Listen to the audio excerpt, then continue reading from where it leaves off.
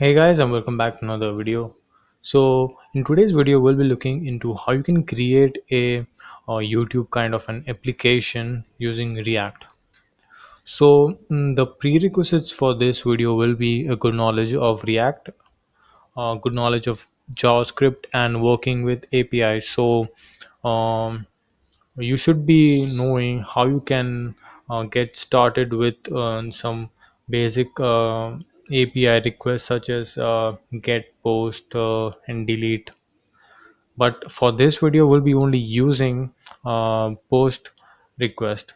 So as you can see, this is the application which I'm talking about. For this video, we'll be creating this one.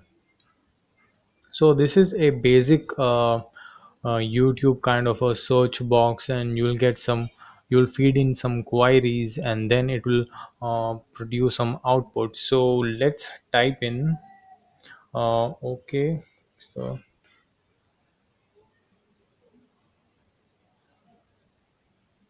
as you can see, we found some uh, video links over here. As you can see, this is mine, and this is the channel, right? So this is how it works. This, after clicking on that specific icon on the right hand side, that specific video will be shown in the main division, which has been created over here below the search box or the form, right? So now let's just play this video.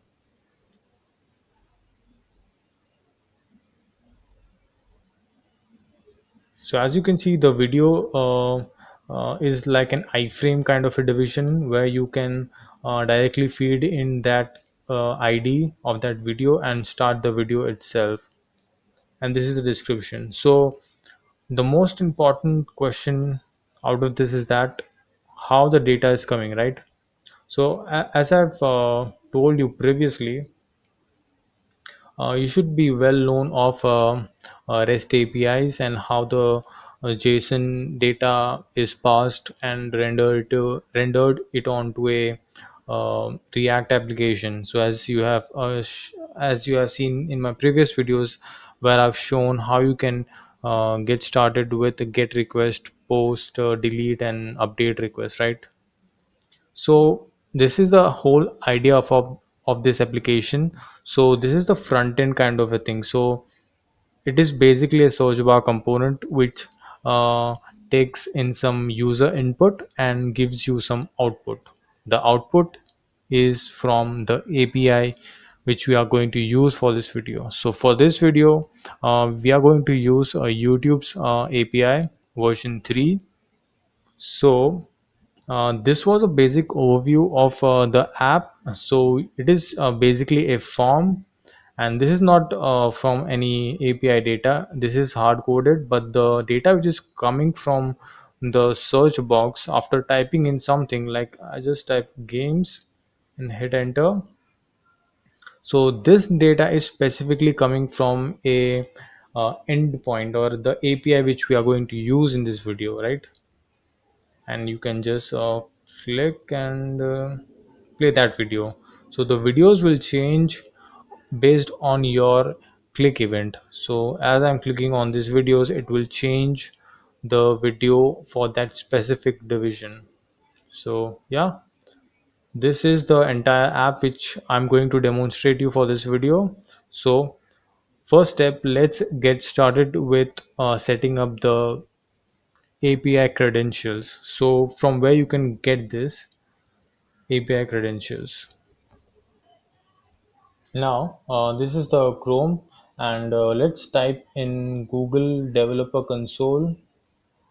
Make sure you have an account, Gmail account, and after typing it, you can just click on this API dashboard.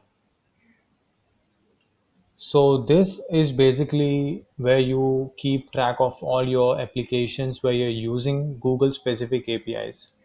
So this is our dashboard. As you can see over here, we are using currently the YouTube Data API version 3, and there has been 22 requests till now. So I was just testing out the application. So those are that request. Now, if you want to set up the YouTube API, you don't get it default. You will first of all you will have to log in into your API console, then click on here enable APIs and services. From there, you'll select the specific YouTube one, like YouTube data API, this one. So after clicking on this, I have already set up. So let's go back to. So after setting up, you'll get a section where you have to create your credentials. You don't get it by default. So let's go to dashboard and see what we have in here. Let's go over here YouTube and yeah. So now we are in the YouTube section of our app usage or app console. Now navigate to credentials, and after navigating to credentials, create credentials. Click on create credentials. After clicking on that, you will be prompted to create a credentials like this. So after creating that credential, you will have a section where where you will get your API key basically. So let's just click. I have already created one. So after clicking on this, you'll get an option of API key generation, and click on that, and after that you will get some dialog box where um, you will be navigated to create your API key. So this is like taking that name and things like that. So after creating the API, you'll get something like this. Make sure you keep this API handy, somewhere noted in text file or something like that. Keep handy because we are going to use this API key, and this is the copy paste option. So you can click on this. Make sure you have that because we are going to use this API key when doing the form submission process. So the data which we are going to get through the API endpoint is via this credential and the API key endpoint. So this part is done. So once you get your API key, make sure you keep that handy because we are going to use that. Now, let's go to the app itself. Now, my app was already running, so let's just start it again. Close 3000. So this is our app, and let's just close the server, and let me walk you through the code. So this is the VS Code which I'm using. So I do prefer using VS Code because it is uh, very developer friendly, and this is VS Code, and this is the folder structure which you usually get with React get when you begin with the boilerplate kind of a thing with React, right? So if you have seen in my previous videos, like I've told you that npx create react app, and your app name will get you a folder structure somewhat like this, right? So this is the folder structure. You just need to add or create components based on your requirement within the source folder. So whatever components, css file or assets you have for your project, you just need to add it within the source component. So this is the folder structure, and let me guide you to the source folder and what are the things required for this. So within source folder, the first folder we have over here is the APIs, and within that we have youtube.js. So now for this application, there is a handler, and this is that handler which uh, basically calls the YouTube API endpoint, which is Axios. And if you have seen in my previous video where I've shown you how you can perform GET request, post, and things like that using Axios library. So Axios is a library which helps you to perform HTTP request. So this is the handler which will be performing that. This is the base URL of YouTube, version 3, and these are certain parameters that are required. So over here we have one parameter, that is key and max result. Basically key is your API key. So whenever YouTube API performs a post request using this endpoint, it will take certain parameters such as your key, your results. So how much data, or how much, what basically, yes, what are the list of, what list of videos you require. So over here I have given the list, which is 5. You can also keep it as 10, 20, 30, or 100, depending upon your requirement, and you can uh, perform that. So this is that file which performs Axios request, and this is being exported as default and used within the rest of the components. So this was that. Now let's navigate to the components folder. So all your components is within the components folder, that is within your source folder, and within that we have an assets folder. Assets contain basically a YouTube icon, which you have seen. Basically this is not required because I have moved it and used a link instead of it, but this is not necessary. I just forgot it to remove, and this is not required. Now let's move to the app.js, which is your main component when it comes to performing any uh, React operations. So this is your main uh, component, where you have bunch of components imported, that is the search bar, the YouTube one, the API basically.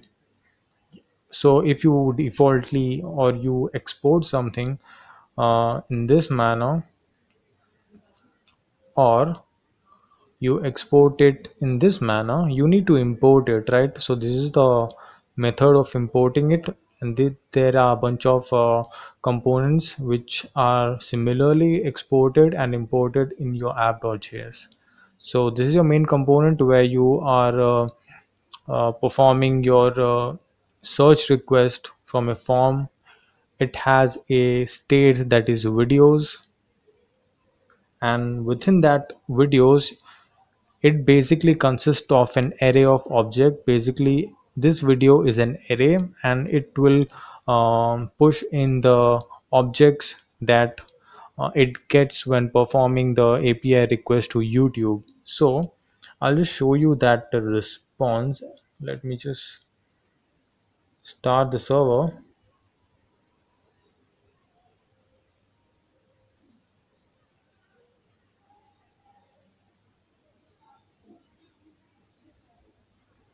and open the developer console. So let me just type in games and hit enter. So as you can see, you have a response within this request. So whenever you query something, so basically this is a post request. So whenever you search in something, it gets to YouTube. YouTube sends some data, and this is that data. This is the response we get. Let me just zoom in. So basically this is your data. So this is entirely object based, and this is your main data. So items, you can see you have an array of objects. Within that you will have the YouTube ID. uh, this is a video ID. It is basically YouTube video. So with the ID you can identify each and every individual YouTube video. So this let me just, this. So basically this has a ID, this has an ID, this has an ID, this and this same. So similarly each and every, this is the 5 output request we got. So over here items also we have 5. So this ID resembles to this resembles to this. So each ID is associated with a video. So this is how videos work, right?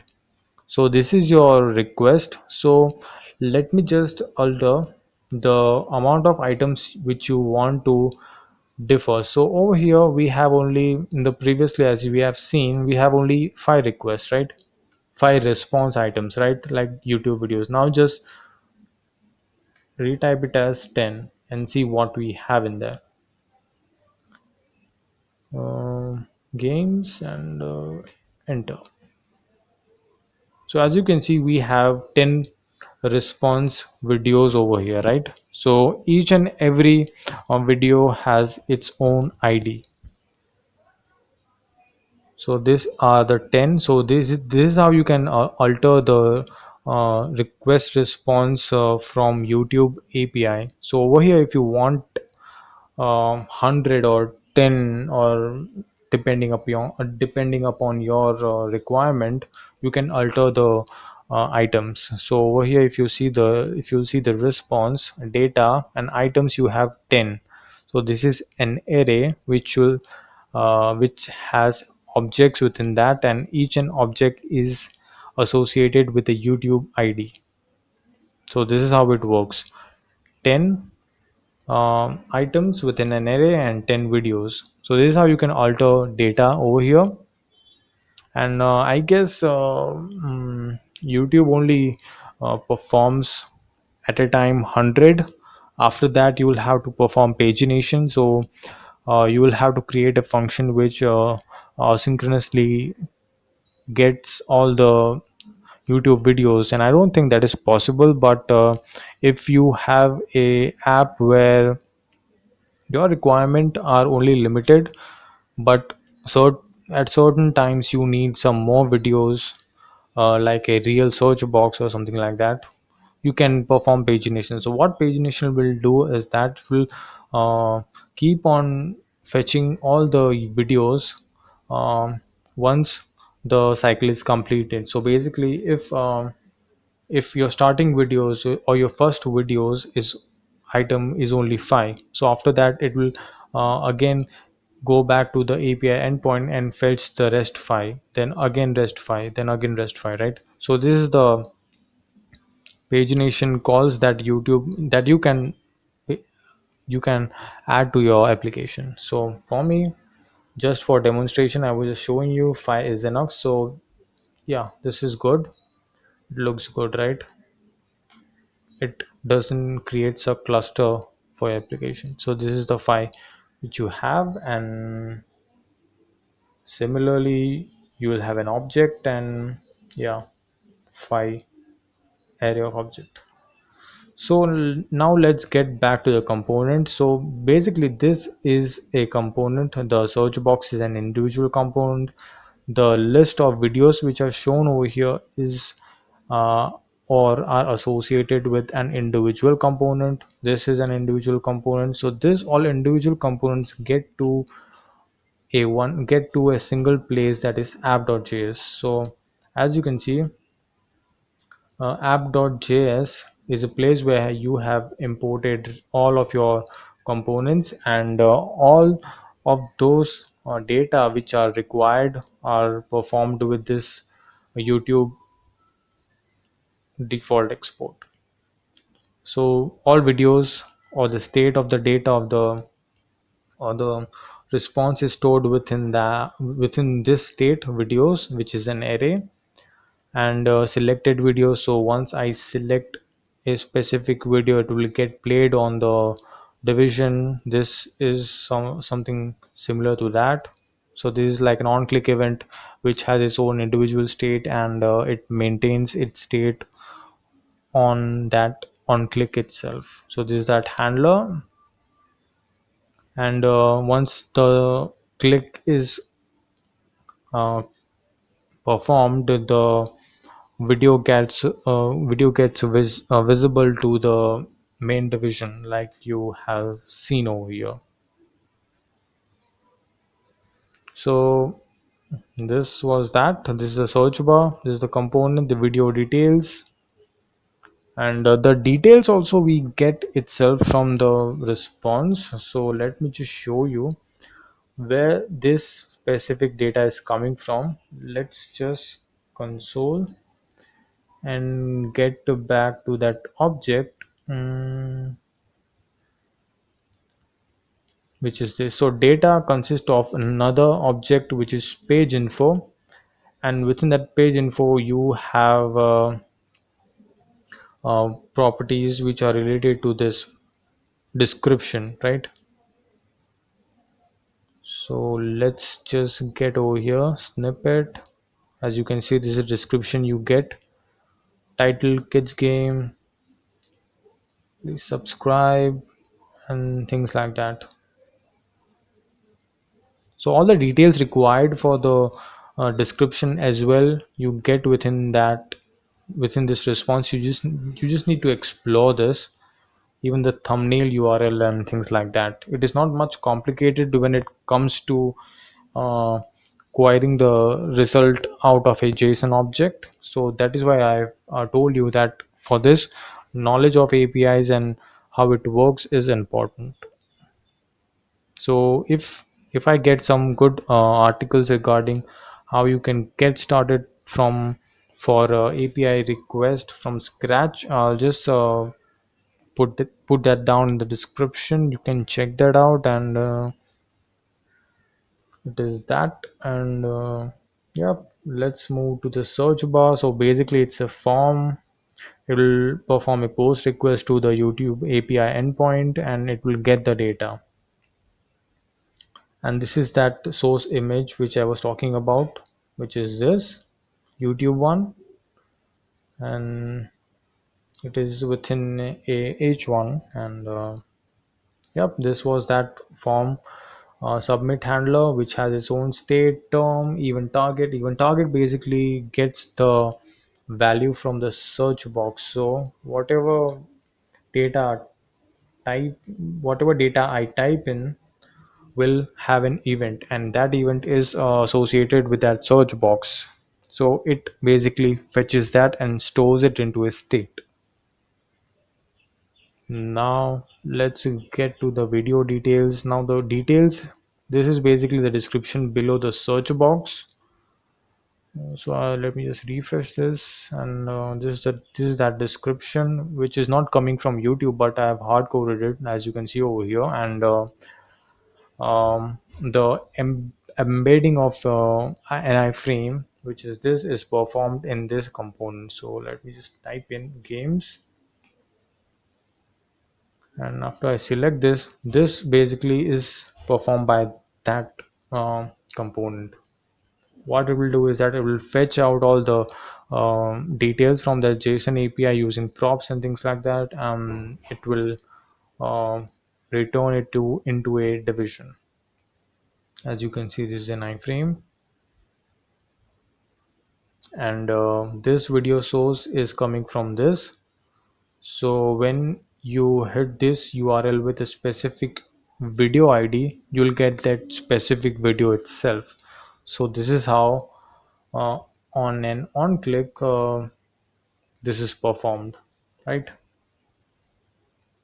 Now let's get to the video items. Basically this is the right hand side of the navigation. Like, this is that part.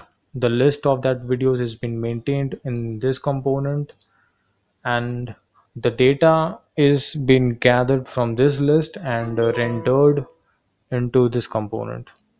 So yes, this both components are pretty self-explanatory. There is nothing big in it. And yep, this are those important components, and all those components are been imported in app.js, and all the operations are being performed over here. And we have some CSS within the styles folder, the width of the video and things. And yep, this was it for this video. And this is our application. You can definitely explore and experiment with this. You can create a whole YouTube kind of a clone thing, because all the data which is required for that you will get through the YouTube API endpoints. And Let me just refresh this.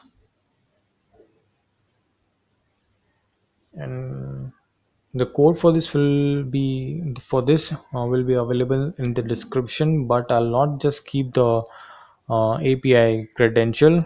I'll just remove this, so you'll have to create your own API endpoint and fetch via that. So the method for that I've shown you earlier in this video itself, so go ahead and get that API endpoint. And this code will be available in the description. You just need to download the zip or git clone the URL and npmi. All the dependencies required for this video will be downloaded in that dependency installation itself.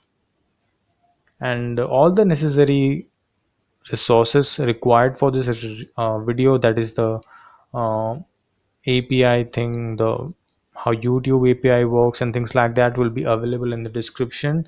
If you have any queries, concerns regarding any of these things, you can comment down below. And in the you can definitely experiment with this, because it is a sample app where the data is limited, but you can explore it, as I've shown you how you can get more and more videos into it and how you can create a good layout for this. I have just shown you a basic template to get started with the YouTube API and the things like that. So yeah, all the necessary requirement for this, I'll just link those things in the description. Do check the description as well for all the necessary documentation required for this. And yep, this was it for this video, guys. Stay tuned for more, and thanks for watching.